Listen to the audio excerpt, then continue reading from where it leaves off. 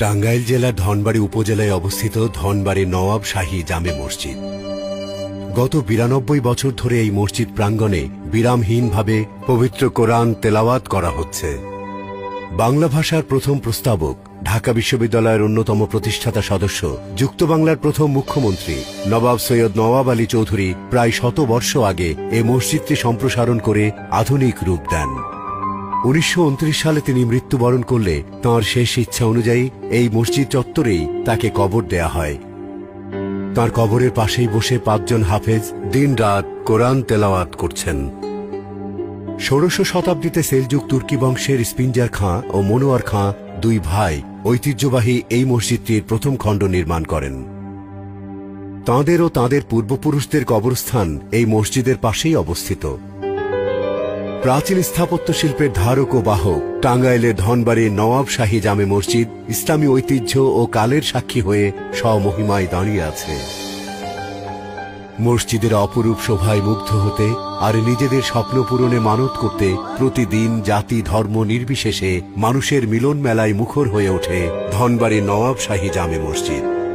বাংলার বুকে এমন অপরূপ প্রাচীন নিদর্শন আগলে রাখার জন্য ধনবাড়ীর সকল ধর্মপ্রাণ মানুষদের শ্রদ্ধা জানাচ্ছে ডুডলস।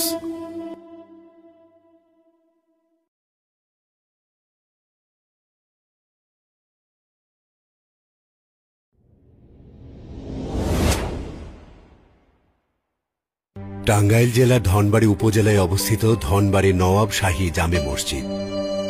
গত 92 বছর ধরে এই মসজিদ প্রাঙ্গণে বিরামহীনভাবে পবিত্র কোরআন তেলাওয়াত করা হচ্ছে।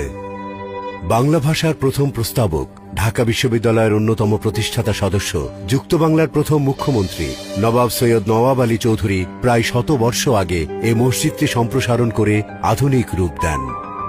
1929 সালে তিনি মৃত্যুবরণ করলে তাঁর শেষ ইচ্ছা অনুযায়ী এই মসজিদ চত্বরেই তাকে কবর দেয়া হয়।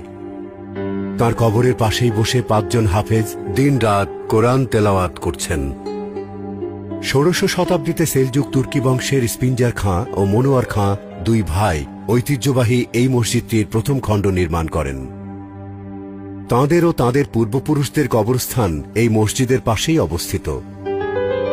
প্রাচীন স্থাপত্য শিল্পের ধারক ও বাহক টাঙ্গাইলের ধনবাড়ী নওয়াব শাহী জামে মসজিদ ইসলামী ঐতিহ্য ও কালের সাক্ষী হয়ে স্বমহিমায় দাঁড়িয়ে আছে।